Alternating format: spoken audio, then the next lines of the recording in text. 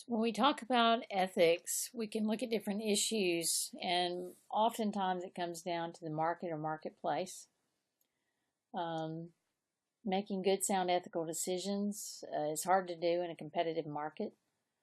Um, Oftentimes, the competitive market clouds our ethical um, concentration, and oftentimes we wind up doing unethical things all for the sake of competition and for winning the competitive uh, structure that we have.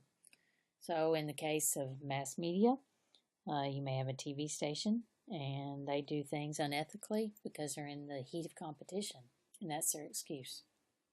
You may have an ad agency or a public relations agency or a graphic communication and design company, and you're pressured and you may cut corners. And that's unethical if you're cutting corners because you're supposed to be giving the same service to every individual that you operate with.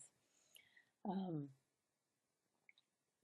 in our business, in journalism, truth and accuracy is very important.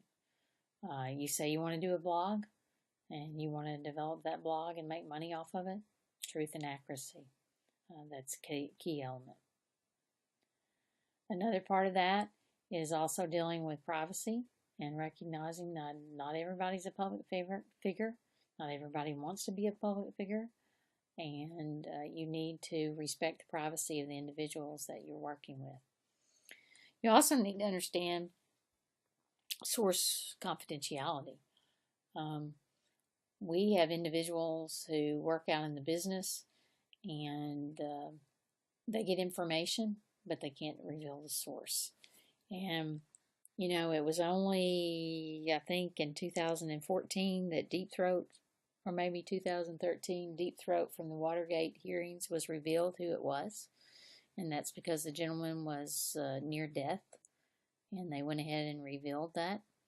Um, that was 40 years almost from when Watergate happened until now. And that's something that was kept confidential, and the individual allowed it to be made um, public.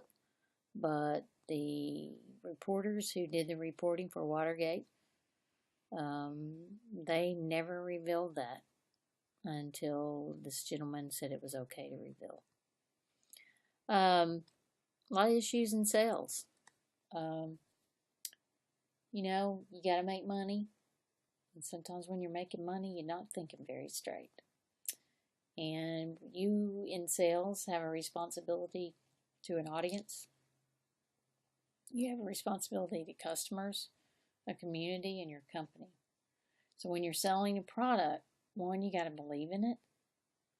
And two, you've got to be ethical in your operation of getting that. You're not going to take shortcuts when you're trying to sell somebody's business to help them do well. Think in terms of with sales, you're actually helping somebody to increase their business and their productivity and their livelihood. So, how do you do it? How do you make an ethical program work? Start out with a mission statement. It's for employees. It's also for the external public. What are you going to deliver?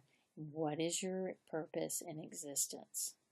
How are you going to serve? What's the product going to do? What kind of customer service are you going to have? What are your organizational values? Most of the time, people will say, well, I'm going to take care of the customer.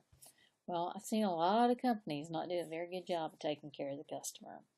So, you and your organization have to represent quality, integrity, good sound ethics, and communicating your company's attitude toward ethics.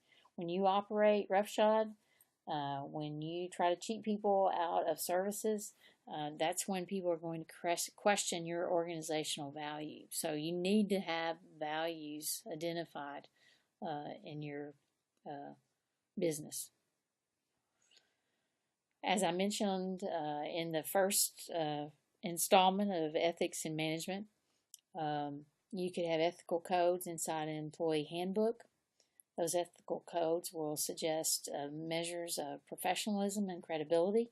You may have to spell it out to people. There are a lot of people that don't understand what customer service is. They may not understand what professionalism is, and you have to work with them to understand that. You do need to develop an ethical program that you really actually follow, where you educate your employees, you conduct ethics seminars, you have an open door policy, you discuss ethical issues, you let your employees know that there are certain types of behavior that are acceptable and some that are not. And that's all part of your ethics in your organization, how you operate.